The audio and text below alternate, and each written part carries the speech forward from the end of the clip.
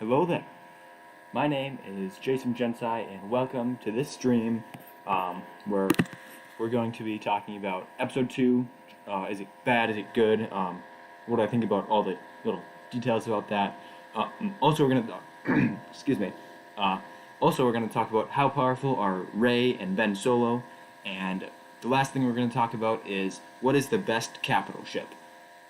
You might hear a lot of background noise. I tried like a dozen different things to try and fix it, but I don't know. My computer's just being very noisy right now. Maybe the fan will calm down a bit later in the stream, but for now, uh, I think you're just gonna have to deal with the noise, and I'll try and speak louder, speak directly into the microphone. Um, so I hope that's fine. But before we get into everything I have planned for the rest of the stream, let's start with the question of the stream. Um, and as always, this is worth 10 points. So if you get it right, you get 10 points. Um, you only get one guess, and only the first person to get it right gets the points. The question is, what species is Dexter Jetster? It's a pretty self-explanatory question. It's not one where I have to be like, so what I mean by this question is this. It's just, what species is Dexter Jetster? So let's move on to Attack of the Clones. Um, so this movie, for a long time, was my least favorite movie. Currently, or I should say, since like I've had a lot of time to reflect on the sequels and kind of established where they go in the hierarchy. It's been higher. And actually, this last time I watched it yesterday, it's the only time I had time for it. I probably could have done it today, but I had time yesterday. So I watched it yesterday, and I really enjoyed it. There's a few things that I didn't like. I never really liked them. One of the things, and this is like the big thing that usually ruins it for me. It's still a good movie, but it brings it a lot lower on the totem pole of Star Wars movies, is Anakin and Padme's romance scenes. Especially when Anakin's like acting creepy and weird. It's fine if he acts awkward, but and like the awkwardness I also don't like that much. But the creepiness is kind of where I'm like, well, I just don't like this at all. Like, I wish this wasn't in the movie. Like, I wish they'd just didn't even have that scene in the movie. It'd be better if there was nothing there. I'd rather have Jar Jar than creepy Anakin, to be honest. So those scenes are good, but this last time I watched it, it wasn't too bad. It actually didn't seem like that much of the movie, and maybe that's just because I was focusing on the good parts. But I don't know. So you got they go to Naboo, and I love Naboo. It's a great place. It looks nice. But yeah, and then there's all the outfits Padme wears, which kind of makes sense, but not really. She's on the run. She should be wearing not not that kind of outfit. And then I do like some of the things they talk about, like aggressive negotiations. When they talk about that, it's great. I like that. And there's a lot of just normal conversations they have, but some of them are just kind of awkward. It kind of feels like creepy sometimes. Sometimes it's just kind of boring, and sometimes it just makes you super uncomfortable. But moving on from Anakin and Padme, moving on to the other thing, not super tiny nitpick detail type thing that I don't like about Attack of the Clones, is Anakin and Obi-Wan versus Dooku. A lot of people don't like Yoda versus Dooku, because Yoda's flipping around and it doesn't seem realistic. But if you look at his size and if you look at how the Force affects his fighting style, it kind of makes sense. I don't know, maybe it doesn't really make sense, but how I understand it, it makes sense in my mind. But focusing on Anakin versus Dooku, a lot of the choreography in this is kind of silly. I do like the very beginning, when Anakin rushes forward and gets hit by Force lightning, and then Obi-Wan blocks it with his lightsaber. That's cool. But then once Obi-Wan and Dooku start fighting, it's like somewhat fencing, but also not really fencing, and they didn't really mesh it together, especially when Anakin starts fighting Dooku. There is that moment right when he gets the second lightsaber, Obi-Wan throws it and he starts twirling with it. That's a cool move. I've tried that. It's pretty scary. Yeah, so that's fun. But then when he gets his hand chopped off, he holds out his arm and Dooku chops it off. It's not like Dooku knocks his blade to the side and then slices it off. It's he holds out his arm, waits a second, and then gets his arm chopped off. And then there's the whole Yoda versus Dooku, which I think is a great fight. The one thing I do wish they did differently is maybe start with lightsaber and then go somehow transition into the Force. Like maybe Yoda like Force pushes him back and is like, clearly this contest cannot be decided by our skills in the lightsaber, but in the Force, I know I can beat you, or something like that. And then if that had happened, then they could get in a Force duel and Yoda could show his mastery of the Force. And then that would easily transition into Count Dooku crushing the pillar and having a drop on them so he can escape. I don't know. That's just an idea. Maybe it wouldn't work. Maybe this is just better. But I don't know. That sounds a lot cooler to me. Not a lot. It sounds a little bit cooler to me. But I do like this fight. It's very cool. I like it.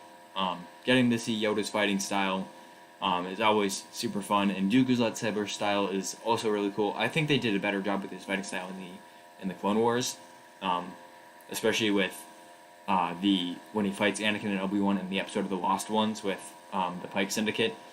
That fight is so cool. They just nailed everybody there. They just nailed it. But this one is also great. I like it, and it's live action, so you've got some more limitations that you have to work with, but it also looks more realistic. And speaking of realistic, a lot of people don't like the CGI in the prequels. Yoda looks great in CGI. Like, I don't know if people can even argue that Yoda looks better in puppet form than in CGI form, because he just looks more realistic. So, yeah, and I don't really want to dwell too much on CGI because it's kind of becoming a more and more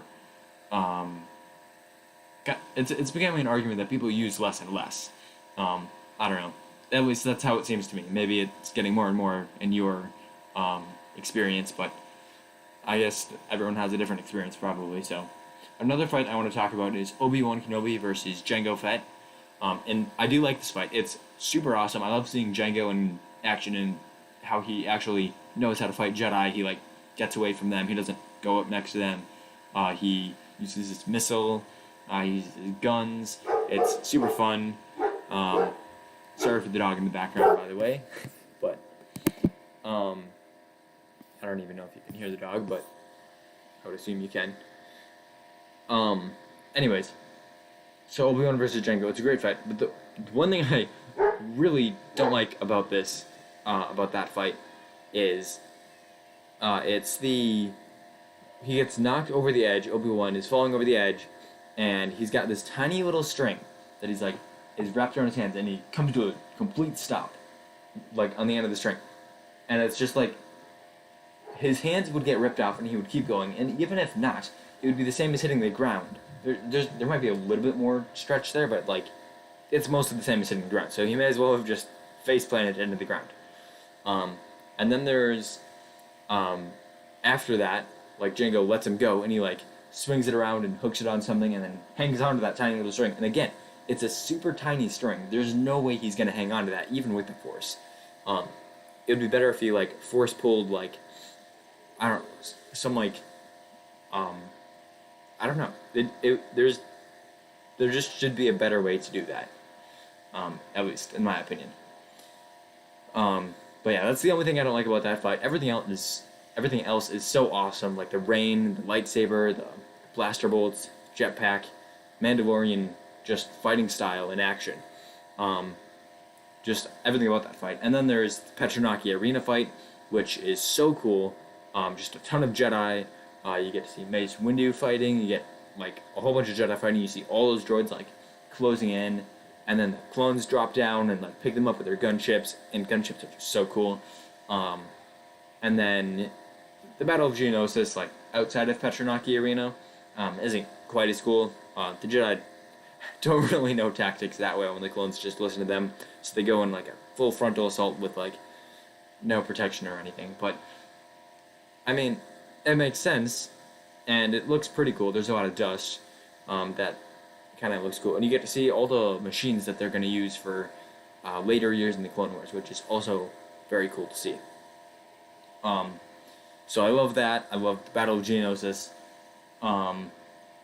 One thing that surprised me on this particular viewing of, and by this particular viewing, I mean yesterday's viewing of Attack of the Clones, was Anakin and Obi-Wan's relationship, which a lot of people criticize as like, oh, they seem super awkward, and I kind of agreed with that. I was like, okay, it's not the best, but it's not too bad. But this time I actually got the feeling that like they were actually close friends, other than that one scene when like they first show up to Padme's room and Anakin and Obi-Wan are like talking back and forth, and Obi-Wan's like, you will follow my lead, and you will do everything I say, and you will do everything. And Anakin's like, and what if I don't want to? And then everyone else in the room is just like looking uncomfortably at them, and yeah, it's kind of awkward there. But everywhere else, it's like Obi-Wan is trying to help. Like he's a Jedi, so he's not like super in tune with other people's or with like how to express himself emotionally because he's a Jedi. He's not supposed to express his emotions very strongly. Um, but like um, other than that, which is a detail that makes sense, they seem to be getting along pretty well. And like the all the lines that used to like trigger me, or not trigger me, just well, it is trigger. They trigger me to like see the relationship as awkward or strained or just not a good relationship. Now see me as just their banter. Like Anakin's like, I had to find a speeder that I really liked. Like that line, he's teasing it in the same way as he's saying, "Well, excuse me." It's like their friendly banter. And Obi-Wan, I think I've gotten more accustomed to Obi-Wan's style of how he treats his friends, basically, through the Clone Wars, and it makes some of the awkward scenes in Attack of the Clones make more sense because it's like, oh, he's just, like having a good time with his friend. Another character that I really like in Attack of the Clones is Yoda. He doesn't do a whole lot. I mean, he just stands around giving advice for most of the movie and then fights Dooku at the end. But him, one of my favorite lines in this, in the entire movie, is what at the very end when Obi-Wan is like, well, if it hadn't been for the clones, it wouldn't have been a victory. And Yoda's like, victory? We just started a war, man. This is not a victory. And even though they won the battle, starting the war is a loss, which is a very profound statement, and I love Yoda for saying it. That's one of the reasons I like him so much as a character, is because he like has these things that he says that just make so much sense, and they're not like, yeah, they're just very wise statements, which I think is great for a character who's known for being wise. So Yoda throughout the movie says a whole bunch of wise things. He senses Anakin going to the dark side a bit, which is cool to see. I just like seeing Yoda in this movie. And then, of course, you see him battle Dooku, and he has got, of course, his own sense of humor, similar but different to Obi-Wan's. And he's talking. Count Dooku's like, Master Yoda. And he's like, Count Dooku. It's like, great, it's Master Yoda. So yeah, I just love his sense of humor, and mix that with his wisdom, and you get a great character. Oh, and then also his fighting just looks awesome as well. Then another character in this episode, of course, is Palpatine, who, although you don't see Darth Sidious do much, and I do prefer watching Darth Sidious over Palpatine because he just looks cooler, he acts cooler, but you see a lot of Palpatine like setting up things, which is always it's so interesting to watch like Star Wars and see Palpatine like manipulating things, but the characters don't know, but you know, and so you see how his seemingly kind acts are actually selfish and motivated by greed. So not much here on Palpatine, but I just love seeing him in this movie. And then there's Dooku, who is originally introduced in this movie, and I mean he's great. He like tries to get Obi-Wan to join him. That's a scene I always love because it shows the more gray side of Dooku, which I do think that he is 100%, maybe not 100%. He's a Sith, like he's a dark side user, but oftentimes people see him in this gray light because he's trying to see this, or he's trying to make himself seem like this like this political leader rather than this like evil murderer monster. And there's just a few times in the Clone Wars where you see him really like be his evil self, and I think that's his true self. And the rest is just like Palpatine is, or just like Sidious is trying to be, or disguising himself as Palpatine. I think Dooku or Darth Tyrannus is disguising himself as Dooku. I mean, I could say Dooku is disguising himself as Dooku, but that doesn't get the point of it. It's technically accurate, but anyways. And then yeah, so that's most of the characters that I really wanted to talk about. The rest are just cool characters. Padme's cool. Mace Windu's always cool. Kit Fisto, you see Kit Fisto, he's cool. Yeah, there's just a lot of Jedi, a lot of... Oh, one character that I do really like is Dexter. And I don't know what it is about Dexter. I think it's because... Okay, actually, I do know what it is. Dexter has this amazing backstory, like, that has never been told.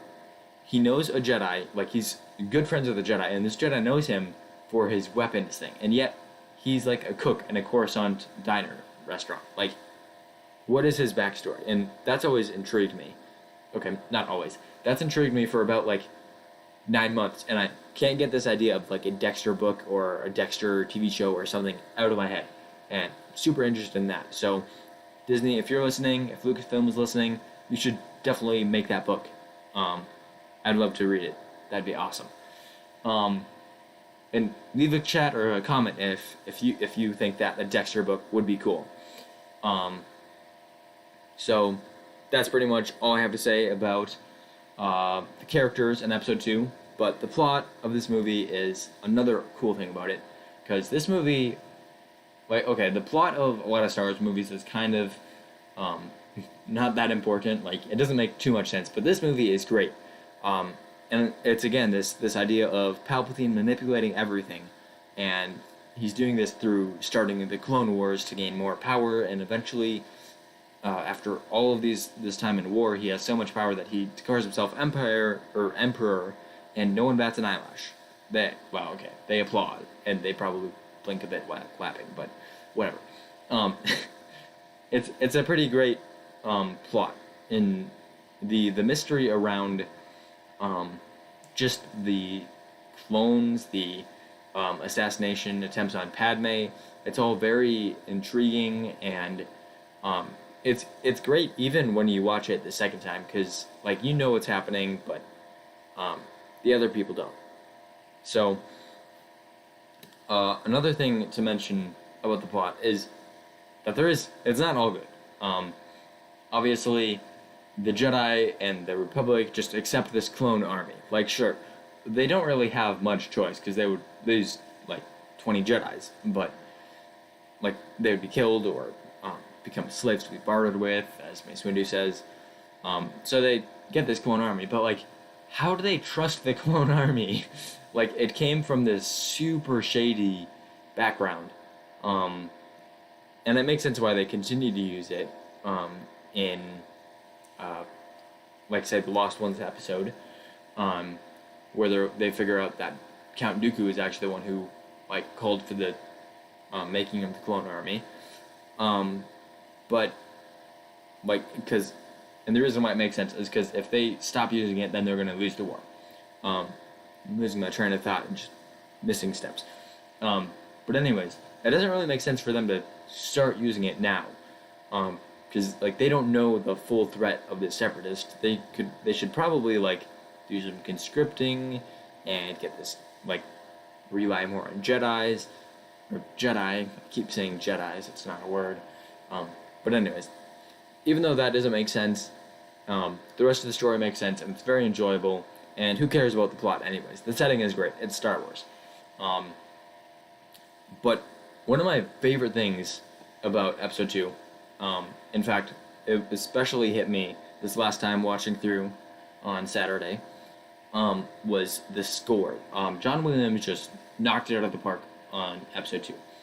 He's got like a whole bunch of awesome new music. He's got like Across the Stars, which, even though I don't really like the Anakin and Padme romance scenes that much, the music for it is so good. You've got the Camino theme, which doesn't get much recognition, but I just love it. Like you've got like these swells that mimic the waves. It's very mysterious and dark and just a lot like an ocean, a lot like Camino. So I love that theme. Then you've got the like Trade Federation March, which is another great one.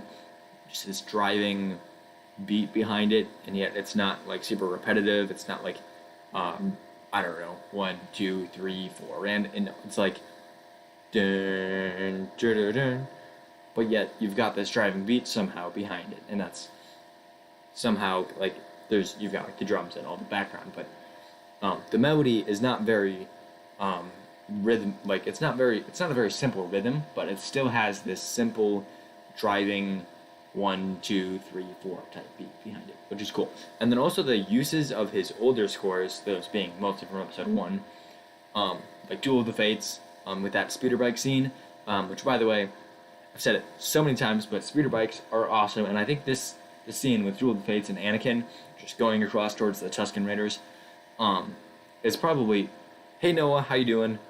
The chat is definitely working. Yes. Okay, great. So now I have confirmation that the chat is working, and I can see it. What do you think of the new, like, chat on the screen? How's that? Anything I should do to improve it or change it up somehow? And thanks for chatting in, Noah. Anyways, the speeder bike scene with Anakin going to Tusken Raiders is awesome with Duel of the Fates, and I think it's why I like speeder bikes so much is because of the Duel of the Fates. It's such a good scene, and I love the sunset behind him too when he talks to Jawas, which is nice. He's a mechanic. Yeah, I'm doing good. Thanks for asking. Another piece of the score that I really like in Attack of the Clones is I don't know what the name is, but it plays. I believe it plays 3 times during the prequels. One in Attack of the Clones, when the clones arrive at the Petronaki Arena to rescue the Jedi. It plays, and then also happens during the pod race, and in Revenge of the Sith, it happens when Anakin is crashing Grievous's starship, right at the beginning of the film. Yeah, it's dun dun dun dun dun dun dun dun dun dun. I just love that one. It's so exciting. And the last one I want to touch on is the Imperial March, which plays at the very end of the film when the clones are going into these Star Destroyer type things, Venator class stuff, and they're flying up, and it's the start of the Clone Wars, and they play the Imperial March because the Clone Wars is what turns the Republic into the Empire, and it's so impactful, especially when you consider those words that I spoke about earlier with Yoda, where Yoda is talking about how even though they won the battle, and they're eventually technically going to win the war, it's not a win because it's a war. There's going to be a lot of chaos and death and destruction, so it's not a victory even though it's on paper it's a victory. So that's my thoughts on Attack of the Clones. I just loved it. I loved watching it again. This has been my favorite time ever watching Attack of the Clones this last Saturday. So that was great. I loved watching it. Leave your thought or leave your opinion about it in the chat. Thank you for doing that earlier as well, Noah. And leave it in the comments as well if you're watching after the show. But let's move on to the next segment, which is how powerful are Rey and Ben Solo? You could also say and Kylo Ren. I'm going to be covering everything The Force Awakens, The Last Jedi, what is it called? Rise of Skywalker. So, basically, yeah, how powerful are Rey and Ben Solo? So let's start with The Force Awakens and The Last Jedi. So I'm going to focus on Kylo right now. So Kylo, he's got one of the interesting things about his power level in The Force Awakens is he's got a lot of different powers, and I'm going to be speaking mostly about Force powers, but I will address the lightsaber techniques. So he's got his freeze ability where he freezes blaster bolts, he freezes Rey, which often gets overlooked. He freezes a person. That's more significant than a blaster bolt. And then he knocks Rey out, which I think is also more significant than freezing. even though no one talks about that scene on Takodana. And then also he's got a lot of like mental powers, uh, when he's like probing Rey's mind and Poe's mind, and then also in The Last Jedi when he like tricks Snoke and kills him. Like it takes a lot of mental power to hide your intentions, even though he wasn't really like completely hiding them. He was like disguising them, but that too takes a lot of like mental force power to be able to take on Snoke and just trick him. Even though Snoke was being a bit arrogant. Yeah. Um, so then there's now we're talking about Rey. She's got in the Force Awakens and the Last Jedi, she's got, other than like telekinesis and like force augmentation and force sensing stuff, all that stuff, like the normal stuff. But she also does a mind trick, which is very powerful, like unbelievably powerful, if you ask me. But I guess some people like it. So yeah, that's interesting. And then also in The Last Jedi, she has this scene where she like lifts up all those rocks, and like that's a lot of rocks. Again, unbelievably powerful in my opinion, and yet Kylo Ren was able to, earlier in the movie, he was able to match her force pull when they were like doing the tug of war over the Skywalker lightsaber, and then it splits in half. Like, imagine splitting in half like a piece of metal that thick. That takes incredible strength. So both of them have extremely powerful telekinesis. They've got Kylo has a lot of various powers, and technically, or like Rey should as well, because she like force downloaded his stuff, like his information about how to do like different powers. So Kylo must be able to do mind tricks and other stuff like that as well. So they've got a lot of variety in terms of like what they can do, and also a lot of power. But then in The Rise of Skywalker, it's like a time skip, so they get some more training. So they do some other cool feats in this one. They have this ship tug of war, and so earlier in like The Last Jedi, Rey and Kylo Ren were about equal in strength. Like with the lightsaber pulling of the Skywalker lightsaber, you can see that they're pretty much equal in strength. Then in Rise of Skywalker, there's like this transport going up, and Rey like force tugs it, and then Kylo Ren is like pushing against her. So if they were still equal, then the transport would go back to its original speed. But instead, it just slowly creeps forward. So this is helpful to know how Rey is like surpassing Ben Solo. At least that's how I see it. If you see it a different way, leave that in the chat or the comments as to why you see it a different way. But I see it as Rey has now surpassed Kylo Ren, at least in terms of telekinesis power. You can't really extrapolate that off to other powers, but you can at least extrapolate it to telekinesis, which makes sense because Kylo Ren lost all his masters. Now he's learning on his own, and Rey like gained a master. She's getting more training. But then right after that, Rey also uses Force Lightning, which again, unbelievably powerful, but at least it's foreshadowing for her being the daughter of Palpatine. So that's extremely powerful that she can just accidentally use Force Lightning. Not sure how useful it is to be able to accidentally shoot lightning and not be able to control it. That kind of seems like a burden, but in terms of power level, that's a like positive, more power. And then also they duel a lot. So in The Force Awakens, got to touch on duels in The Force Awakens and The Last Jedi. Okay, so in The Force Awakens, Rey beats Kylo Ren in a duel.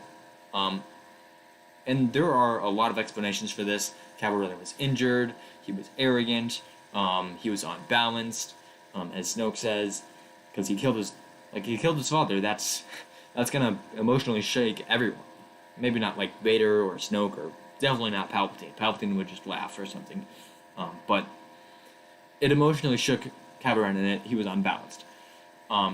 So you could say that's why he lost. But at the very least, Rey and Kylo were pretty similar in skill level. But then in Rise of Skywalker, Kylo was able to beat Rey. So that doesn't really show their power level relative to anything but themselves, though. So another thing you could look at is Rey versus Luke. It's a very brief duel, but it's actually one of my favorite, and in fact, it's probably my favorite duel in The Last Jedi, is when Rey like takes on Luke. She like uses her staff to try and like beat him up, but then Luke like force pulls like a I think it's a what's it called, like a lightning rod, and he like basically easily beats her. He like at one point he literally just grabs her staff and just rips it out of her hand. But then of course she force pulls her lightsaber and has him at saber point. But that doesn't really count. If Luke had a lightsaber, he would take her out easily.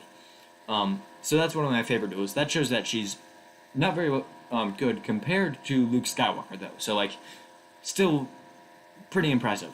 Another thing you can look at is their fight with the Praetorian Guards, which they do pretty well. Again, we don't really know how skilled the Praetorian Guards are, though. But at least you see that they are like about as skilled as two professional ballet dancers and warriors, because they do lots of spins and attacks. And anyways, enough with the Praetorian Guard insults.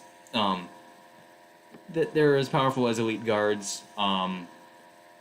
Luke can beat them easily, both Rey and Kylo, because well, I suppose. Okay, here's a question for the chat in the comments. When Luke dueled Kylo Ren, he was like easily, maybe not easily, he seemed to be easily avoiding Kylo Ren's like lightsaber slashes, basically. And the only time that Kylo was able to score a hit was when Luke was able to, and he didn't even strike back. Do you think that he could do this if Kylo were to face him like as he was, like in person, or do you think that's only because it was a projection and so he could seem to have more power because like he's controlling? Like if you're playing a video game, you're not necessarily as fast or skilled as you are in real life. Or another question, because Luke projected a younger version of himself, or at least a shaved version, he looks younger. That's the point. Do you think that younger version, whatever age that version of Luke was, could take on Ben Solo, like in that same way? Or do you think, again, it's just because it's a force projection and therefore doesn't really count, like the business on Cato Nemodia? So leave your thoughts on that in the chat and in the comments. And while you do that, I'm gonna talk about what is it? It's their duel with Luke and the Praetorian Guards. The duels themselves. Who else do they fight? Rey fights two thugs on Jakku. Cool, I guess. I mean, she seems to beat them pretty easily. They're both capable warriors. It's just a matter of figuring out how capable, and I think just by discussing it, you kind of get a picture of how powerful they are, at least in my mind. And I'd love to hear your thoughts about how powerful they are. But now I want to talk about their battle with Palpatine, because this is where it's like Ben Solo and Rey. You would think at the height of their powers, but let's look at what happens. So, as soon as they start fighting, Palpatine uses his weird new Sith magic where he can just drain their life essence, and we don't really know how much this affects them. Does it like take away some of their force power? Does it like knock them out, or does it knock a usual person out? Can he block it? Like, we don't really know that much. But afterwards, Kylo is just flung off a cliff super easily. Like, it's barely an inconvenience for Palpatine. And then Rey is like laying on the ground for a while, or at least what seems like a while. Perhaps it just seems like a while in her head, because we spend most of the time of that, like just her thinking, basically. So she seems to lay on the ground for a while, and then after that, she picks up a lightsaber and blocks a bunch of lightning, which I guess takes strength, like brute strength, and then she picks up another one, and it deflects it back through magic. So, I mean, it doesn't really show any, like, super strong force powers, so, like, yeah, I don't know. But then one very impressive thing, at least to me, is that Ben, like, survives his fall, basically. Like, he falls down this giant cliff, like, you're like, there is no way he survives that. But then he eventually crawls out, and then not only that, he uses force healing to put all of his force essence into Rey and bring her back to life, and even at the cost of his death. Or at the cost of his life, not the cost of his death. Although, I would not want to lose my death, because that would be boring. Anyways, so force drain, it's kind of this, like, thing that we can't really understand because we haven't seen it enough times. We haven't seen, like, someone use it and then this other person be, like, super tired. Like, say Palpatine uses it on Luke Skywalker and he's just unfazed and he just blocks it. Then we can kind of tell, oh, so it's blockable, and a powerful person like Luke Skywalker can block a powerful person like Palpatine, So Palpatine must be more powerful than like Rey and Ben combined. But because that never happened, because we've never seen it in any other context, it's just like, well, maybe it's unblockable. Maybe it drains your physical energy, your force energy, everything. And then in that case, then everything that Kylo and Ben did is super impressive. Another thing we can look at is their brief fight against the Knights of Ren, and Palpatine's like guards, I guess. They don't really have a name that I know of. It might be in like one of those visual guides or dictionaries somewhere, but I haven't read it. So, I mean, they seem to deal with them pretty easily, but that's kind of what you would expect from Force sensitives going up against a few non-Force sensitives. So overall, Rey and Kylo Ren, I would put them around the level of probably like a high-level Jedi Knight or a low-level Master, in terms of fighting ability. So like Luke Skywalker at the time of like Return of the Jedi, or Obi-Wan during the Clone Wars, Anakin during the Clone Wars, maybe a bit higher than like the Anakin and Obi-Wan during the late Clone Wars, I would say, maybe. So that's about where I would put them in terms of skill level. As for like going up against blaster wielders, I'd say, you know what, they're probably not as good against blaster wielders just based on their fighting style and experience. Like, they don't seem to fight blaster wielders very well. But then again, they go up against the Knights of Ren and the Palpatine's like guards, I guess. They go up against them very well. So I guess they must be at least very decent at it. But with that said, I'm going to move on to the next segment, which is the best capital ship. So this segment is all about what is the best capital ship in all of Star Wars. This is going to be only canon, although if you do have like a Legends favorite list, or just your favorite one in Legends, or a super creative one in Legends, I'd love to hear it in the comments or in the chat. But my list is going to be focused on canon, because canon is my specialty. So I have three. I have like 6 written down, but I've got 3 for my top 3 favorites that I want to talk about. So the first one is by the way, it's not the 3 on the screen. 2 of them, but yeah. So the first one is a Venator class like Star Cruiser. So this one is super awesome. Like I like this one mostly for its functionality, more than like its look. Although it does look cool. All of them look awesome, but I like this one for its functionality, because the main thing that Starhawks are very cool. The main thing that I would want in a capital class, if I was like the commander, is I like having a lot of fighters, so I can like swarm the enemy. It just opens up a lot more interesting tactics. And that's like Venator class's specialty, is they've got this like giant thing that they open up like in the front. It's like a line down like from the bridge all the way down to the end of the ship, and it opens up and you've got all these things, and fighters can go out of it super quickly. It probably has as much like storage space as say a Star Destroyer or a Lucre Hulk, or I don't know about a Starhawk. I don't really know that much, because all we know about them is in books and comics, I think. So I don't really know that much, but they can escape the ship much faster, or be deployed much faster. An alternative to that is like what the Rebel fleet does, where their starfighters have hyperdrives, and then they're just already deployed when they get there. But then we're talking about the capital class ships, not the starfighters. So I'm going to say that Venator class Star Destroyers are not Star Destroyers, Star Cruisers are like one of the best capital class ships into Star Wars. And those, just to make sure you know exactly which ones those are like the ones in the Clone Wars. They've got like the red stripes, maybe not stripes. They've got like the maroon red on them. I think they're a stripe or stripes. And then they've got like 2 bridges on the top instead of just the one like a Star Destroyer. So they're pretty cool looking, but also they have an amazing like starfighter complement. The one thing I don't really like about them is their turbo lasers aren't as powerful. But I suppose that's the same for number 2 on the list, which is the Lucre Hulk battleship. I don't know about battleship. I just know it's called the Lucre Hulk something. And this is the one in the bottom right on the picture. It's the Trade Federation one from episode 1. And it's also seen in, technically it's seen in episode 2, those like orb things that you see on Geonosis, and that he's like, oh, there's an unusual concentration of Trade Federation starships, like those like orb things. Those are actually the center of one of the Lucre Hulk ships, and those like the frames are just in space waiting for the center, like the little orb thing, to go up and connect. So that's something that's super interesting about those ships, is they like land in these like circle pods.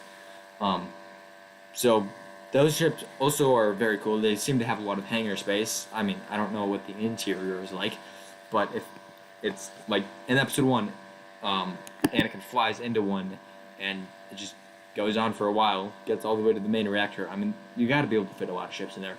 But I think the coolest thing about them is their design. I just like the design. It's all the other ones have like this. They're either got like hammerhead or this like triangle thing, like a Star Destroyer. They're all very much like a classic battleship, like either like a pointed end or like a bulky forward like armored end, basically. And they've got like giant engines in the back and turbo lasers on the sides. And sure, they've got unique things, like the Venator class has this like strip that opens up in the middle to let out starfighters. Star Destroyers are kind of like the baseline, I suppose. The Starhawk has a tractor beam, which I think is just awesome, that they invest so much in the tractor beam. That's got to be super useful. I'd love to captain one of those for that reason. But then you've got but they're all shaped very similarly. And then you've got the Lucre Hulk, which is like, well, that's not shaped, that's not shaped like a normal, capital class ship. You would expect it to be more, narrow, but it's like got this wide arm. So I just like them for that reason, but also because they're just a cool looking ship. They've got a lot of fighters, or at least they seem to. They do have some turbo lasers, but not as many as other ones, because I believe they are more meant for like transportation, not so much the what do you call it? Not so much like a Star Destroyer, which is meant to go ship to ship, right? So, but speaking of Star Destroyers, my favorite capital class ship is a Star Destroyer. And I think the biggest reason for this, okay, maybe not the biggest reason, one of the reasons for this is Thrawn. Thrawn is a Star Destroyer, and those green turbo lasers look so awesome, especially when you have Thrawn music playing in the background. Very cool. But beyond that, it's just a very iconic and imposing like shape.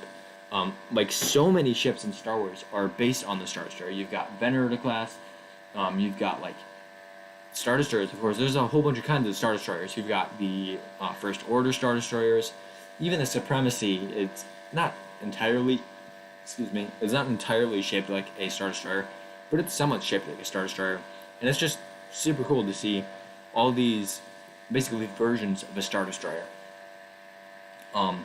So Star Destroyers, very cool. But one of the things that is also important about Star Destroyers is they're like the first ship ever seen in Star Wars, and that doesn't really sway me too much. I like sentimental stuff like that doesn't seem to have a place, but if I'm arguing for why Star Destroyers are the best, I'm going to bring that up because I know that's going to be an important point to many people. So you should think Star Destroyers are the best as well. If you don't, leave your top 3 or your top 1 or your top 50 in the comments or the chat. So leave that in there and leave your explanations for why. I mean, you could just leave a list and then I'll be like, well, why'd you put the Mon Cala cruiser above the Separatist Dreadnought? And you'll be like, well, because the Mon Cala cruiser has a much more interesting backstory. And I'm like, okay, that's pretty cool. That's a good point. So yeah, that's my thoughts on capital ships. So yeah, that's gonna be pretty much it for this stream, I think. Yep. So all I've got left is the outro, which is basically just an invitation for you to leave any critiques and compliments, and especially questions about the video and Star Wars. And this is because, like, I only have so many topics that I can come up with. But the whole point of this live stream isn't really to get these topics out. It's not to make these specific videos, but it's instead to sort of like have this conversation about Star Wars. It's not meant to be so much me lecturing you as us just having a conversation. I do have a microphone, and you're stuck like typing stuff into a chat, which kind of makes it a not so efficient conversation. But it's still a conversation. If you so if you've got anything you want to talk about after the stream, or even in the middle of the stream, if I'm like in the middle of talking about how cool Luke Skywalker is in A New Hope, and you're like, I wonder why like the dewbacks, why do they have such long tails? Like, why is that? And you want to leave that on the chat. I might not be able to come up with an answer for that, at least not very quickly. I might like leave that in the comments or something, but I don't know. I would have to research that one. But if you've just got like anything you want to talk about, like, what is your opinion on the Force Powers Jedi Fallen Order? I'll be like, that's a good question. And again, I'd have to think about that. So if you want any questions like that answered at any point in the stream, leave it in the chat. And even if you're not watching live, you still have an opportunity to leave it in the comments. And although I won't be able to get to that in this particular live stream, I'll either respond in the comments or I'll respond in my next live stream, which obviously would be super cool. So I think that's pretty much about all I've got to say for this stream. So with that, may the Force be with you always.